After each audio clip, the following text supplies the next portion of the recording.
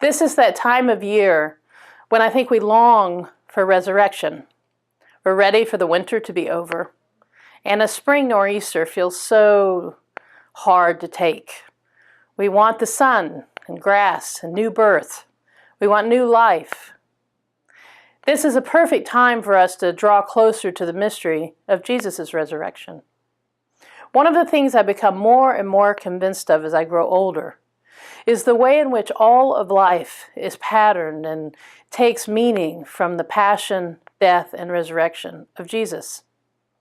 If you think about the last time you had a conflict with a friend, you may have been very convinced of being right and how you had the right perspective.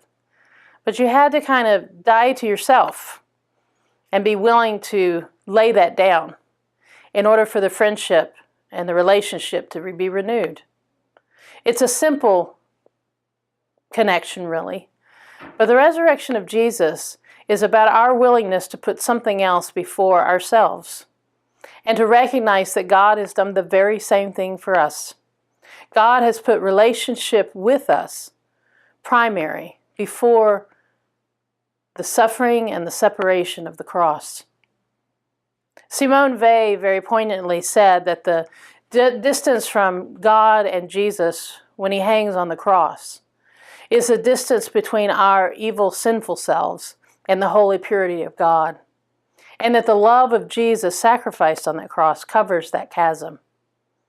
There are many ways to understand salvation and Jesus' crucifixion and resurrection. And whether we look at it as an atonement for our sins, or whether we look at it as an incarnation of what goodness and love do, how goodness and love resurrect our worst and our most broken hearts.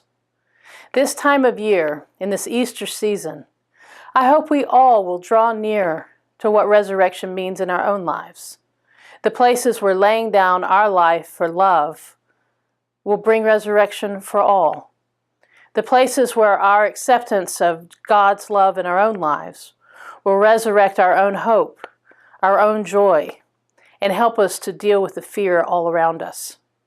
In this season of renewal and resurrection, I wish you blessings of peace and hope, and moments when love renews and restores you in deep and profound ways, that the spring of God's love will bloom all around us.